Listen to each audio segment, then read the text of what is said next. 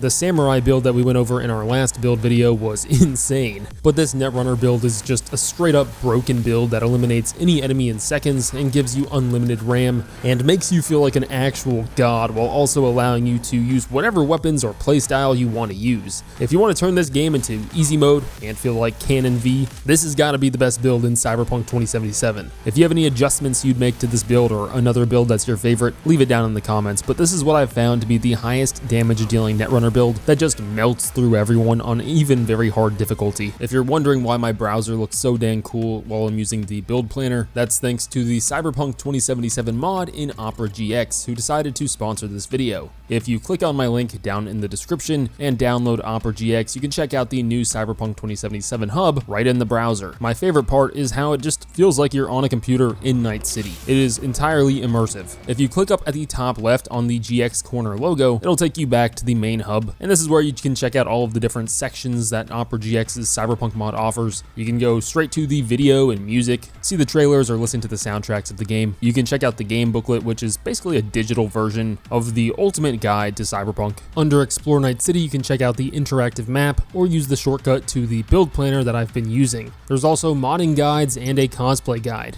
The reason this feels so immersive is the mods. You can find the mods logo over on the left hand side, use the shortcut in the middle to take you to the store, search for Cyberpunk, and it should bring the official Cyberpunk 2077 mod up, which you can install to automatically download everything for you. If you want to toggle a specific part of it off or on, you can go over to sounds, for example, and activate the background music. Click on the interface where you can set the wallpaper to the live version. You can also toggle on the Cyberpunk font here or the keyboard sounds. Opera GX is also equipped with an import tool that allows you to quickly import all of your settings from your previous browser to Opera GX, like browsing history, bookmarks, and cookies. It's also compatible with every Google Chrome extension. Just go to Browser Settings, Synchronization, and then Import Bookmarks and Settings, and then just click Import. Click on my link down in the description and the pinned comment to give the ultimate browser made for gamers a try. Thank you to Opera GX for sponsoring the video. For the attributes, I'll go over the order that I would invest in these in a minute, but by the time you have all of your attribute points, you should have 20 points into intelligence, 20 body, 18 reflexes, and 20 technical. We're like the least cool people in Night City. We're basically a buff nerd.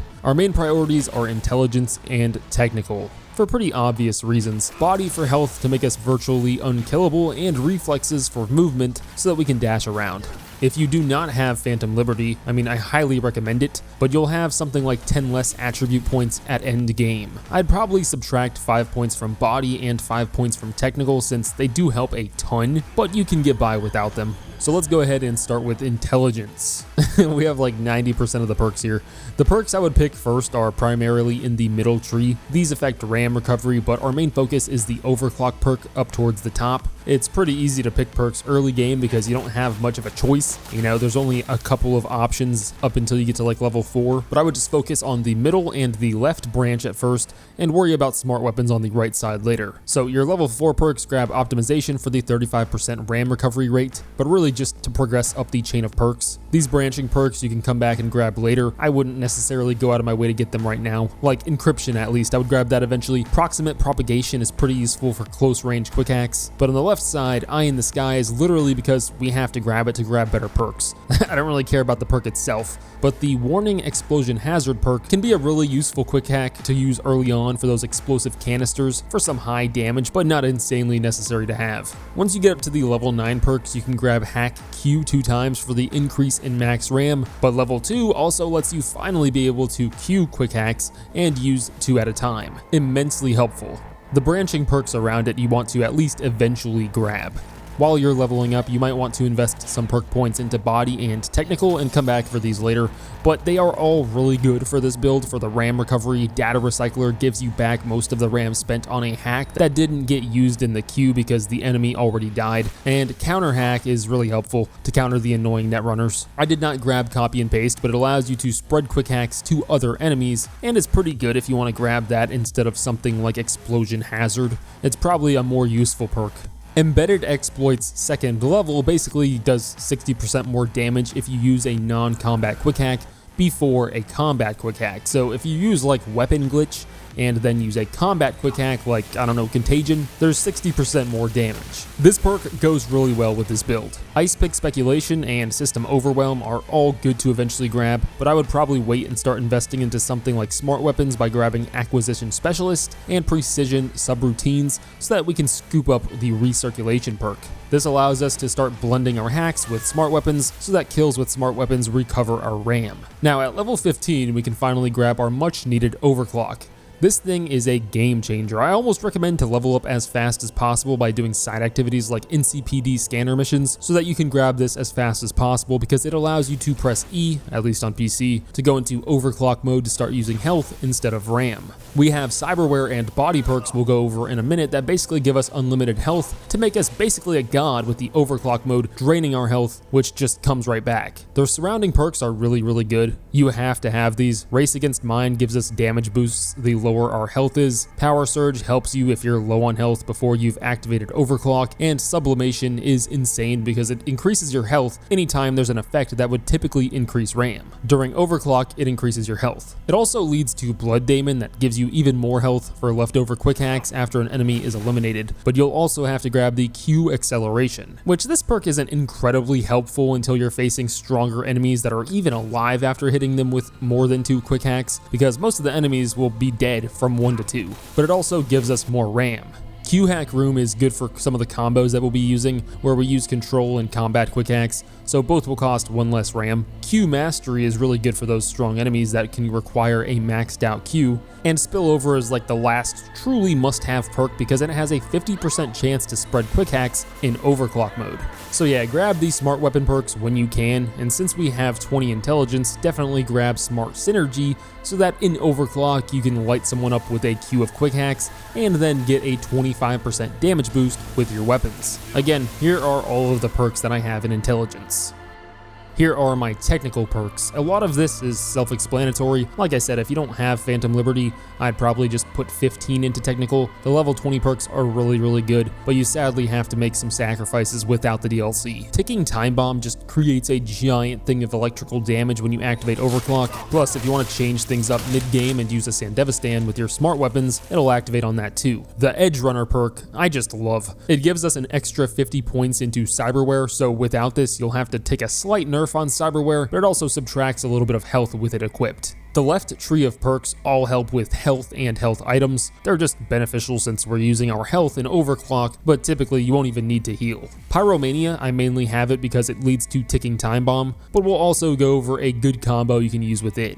The middle tree is obviously all Cyberware related, more boring perks, but really necessary to get the most out of the Cyberware. I'd say having at least 15 into technical is hard to not justify for really any build. A driver update and chipware connoisseur, I wouldn't say are 100% necessarily, but if you want to get the most out of your build, they let you choose exactly what type of modifiers you get on your Cyberware when you upgrade them, plus gives you a third modifier to boost your stats.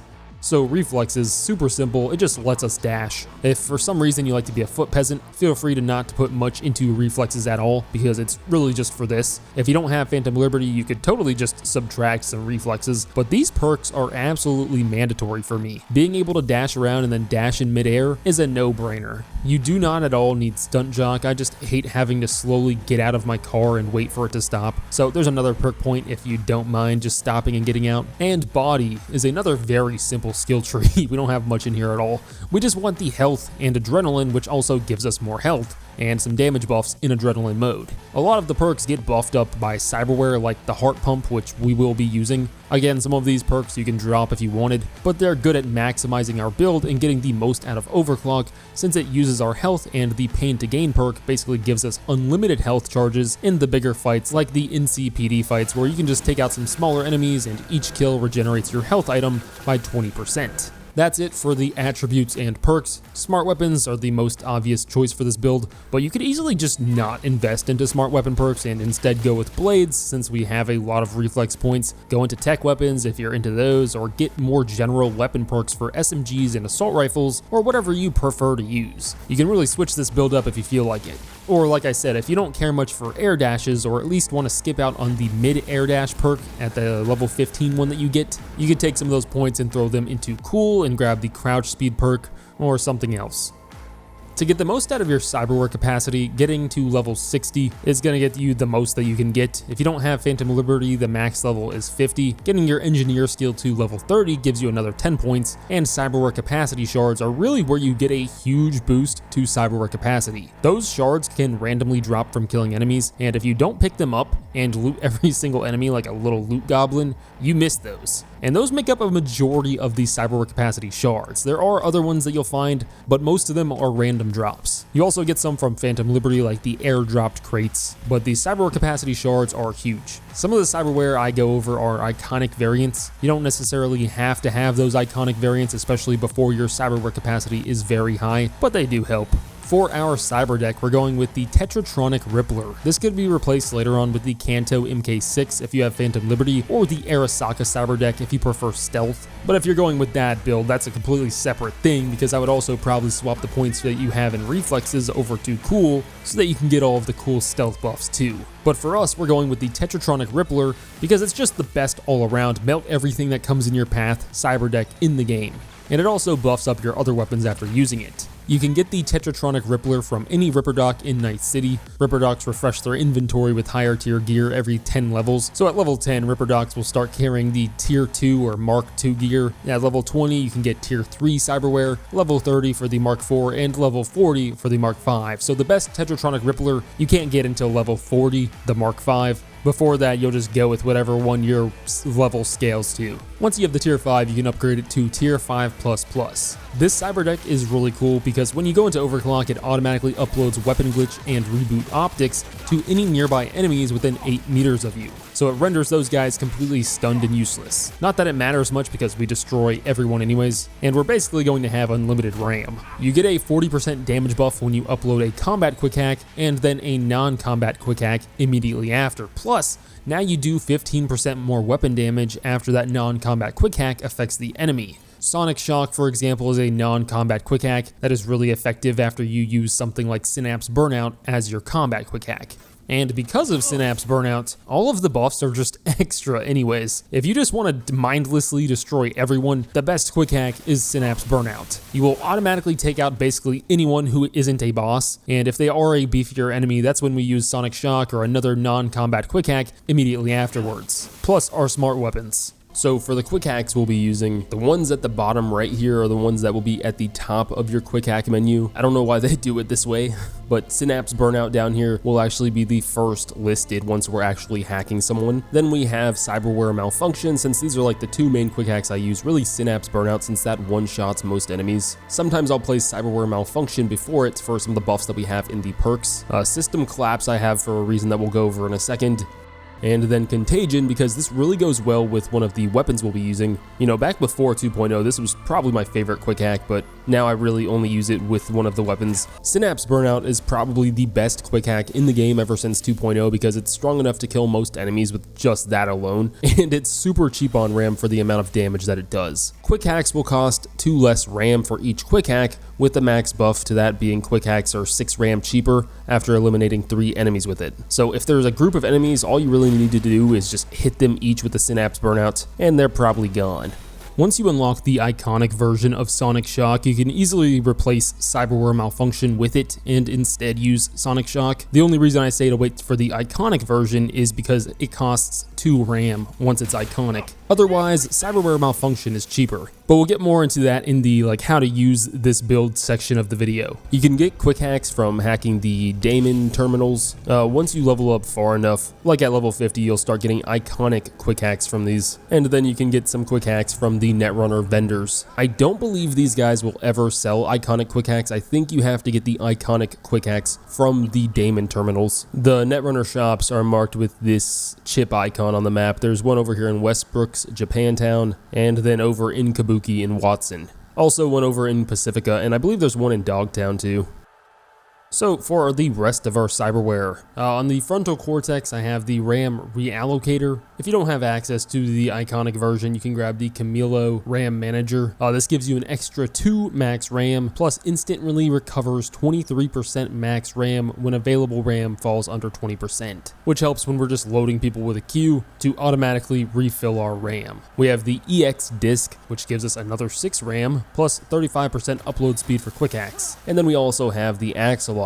You can get these iconic variants from Dogtown, really any cyberware vendor, but the axolotl is great because it works on any piece of cyberware, cooling it down by 7.5% for each enemy that you neutralize. So the cyberware it cools down includes our operating system, the Cyberdeck, to help us cool down our overclock mode, which is just insane. I don't have any ARM cyberware. If you wanted to toss an extra perk point into that, to unlock this slot, you could use the monowire to apply some quick hacks, something like contagion on it. A lot of the skeleton is just preference. I think the skeleton is a must-have. The kinetic frame is good because you get damage mitigation when your stamina is high, and your stamina is generally going to be high when you're a Netrunner. Plus, we have the reflexes attuned ability on it. Our reflexes are already high, so we get a 0.1% crit chance for each of those, giving us 2% more crit. And then RAM recoup is probably just the one must-have on here since we're a Netrunner, because receiving damage restores your RAM equal to 3% of the damage received. In the nervous system, we got deep field visual interface, so that crit chance increases the further you are from the enemy. And then the reflex tuner to slow down time so we can get some more quick hacks in whenever we're about to die. This can be extremely useful. And then Neofiber for mitigation. Shock and Awe, I really love this. Some people don't care for it, and you'll probably replace it with something else. But I really like Shock and Awe because every time we get hit, we get a 10% chance to release a giant electroshock wave that deals 500 damage. This, on top of the ticking time bomb perk that we already have, is giving us so much dang electrical power-ups, man. Then we have Counter Shell for mitigation chance. If you lose 35% of your health within 3 seconds, which once you're in overclock, you probably will. This helps a lot for overclock. And then optical camo is just nice to be able to go invisible when we need it. So for our optics, I was running like the default ones for the longest time. I always just forget about these, that these actually do something. The Kuroshi Cockatrice optics are nice because we're using those smart weapons, so it gives us a 35% increase to the crit chance, which is big. Like, it's huge. These are overkill. You could really just pick like the Kuroshi Oracle optics. I also like these. For our hands, we have the Smart Link. For our smart weapons, you don't really need this, especially if you decide to not go with smart weapons. I think it's a no-brainer for this build though. The main reason we're using Blood Pump is because a lot of these buffs, like the Dwarf Head body perk, the part of Adrenaline Rush also gets a buff from it, to where you get 30% adrenaline when you use Blood Pump. But just the Blood Pump itself is great already because it gives you 110 health and then regenerates more for 6 seconds after using it, which you get the option to at the bottom left of the screen. Just click X on PC. But with Biomonitor, you don't even have to use it. It'll automatically heal you once you get below 50% health, and both of these combined are a must-have for this build while using Overclock, so that we just basically never die. In Overclock, since we're using health for RAM, Heal on Kill helps a little bit for each neutralized enemy, giving us 7.5% of our health back. So really, all three of these combined are just must-haves for the build. And then Reinforced Tendons, I use this on every build. You can replace this with whatever you want, but I really love the ability to double jump, and that's pretty much it for the cyberware. Most of this, or at least some of it, you can interchange with what you like. I think the circulatory system here is the absolute best. Frontal cortex, can't really go wrong with any of these. So early on to mid-game, you're really depending on Data Recycler. This is an awesome perk later too, even combined with Overclock, but basically the reason this perk is so good is because it allows us to refund almost all of our RAM by queuing a bunch of quick hacks that will be left over after the enemy dies, and this restores the total cost of that quick hack, not the discounted total, like how at the end of our queue here, System Collapse only costs 10 RAM. It restores 28 RAM for each time it's left over in the queue, and if you are using this in combination with Overclock, you can just keep placing these infinitely. So yeah, just throw a couple of System Collapses at the end of the queue after you know the enemy is already going to be neutralized, and it basically restores all of your RAM back. Granted, in some of these larger enemy encounters, you don't really want to sit there and have to wait for your RAM to be restored, which is why Overclock is still so helpful. And with Overclock, we don't really need that ability at endgame, to queue a bunch of quick hacks to restore that RAM, because overclock by itself in combination with all of our other healing abilities from the Cyberware and perks is just godly. If you don't know how to use overclock, it's at the option at the bottom left of your screen. On PC, it's the E key, and while that's active, you're using health instead of RAM when the RAM is empty.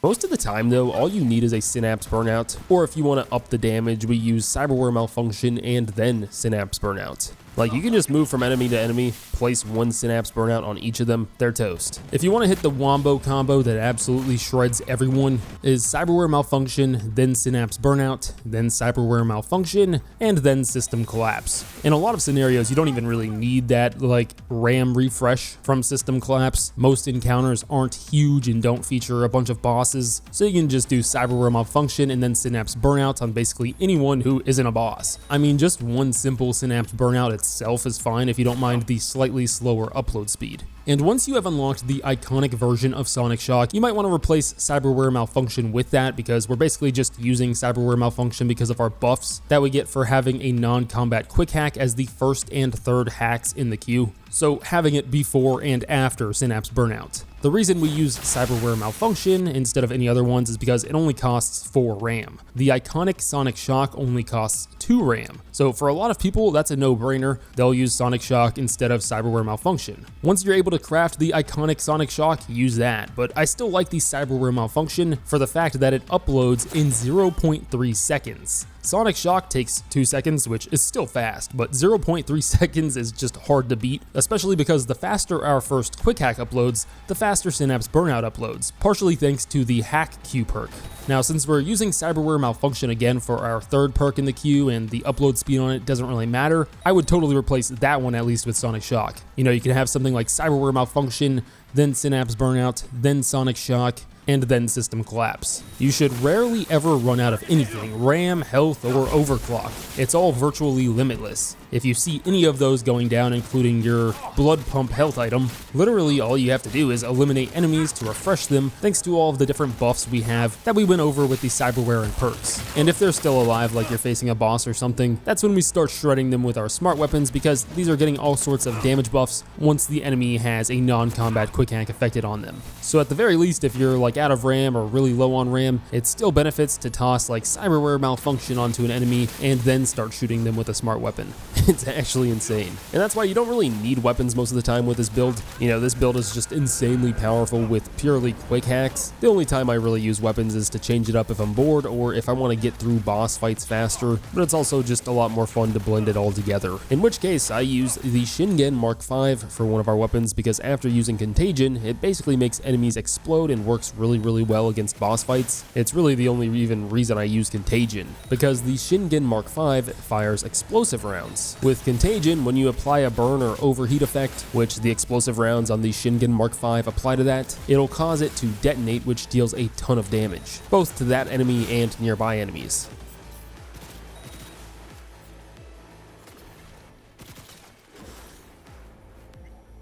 You get the Shingen Mark V over in Santo Domingo's Arasaka Industrial Park. This is an enemy-filled area that you might have already visited, but the weapon is super easy to miss. You just want to head over to the far corner.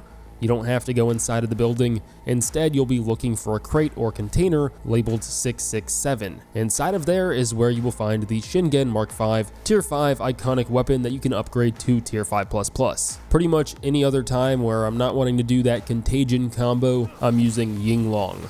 I haven't cared a whole lot for smart weapons ever since I first started playing Cyberpunk, but it's hard to deny that this is one of the heaviest hitting and one of the highest damage per second weapons in the game. The Yinglong can actually be obtained pretty early on at the southern end of Wellsprings in Haywood, where you will find an NCPD scanner mission. But come here and towards the end of the hallway, you'll find the Yinglong on an enemy.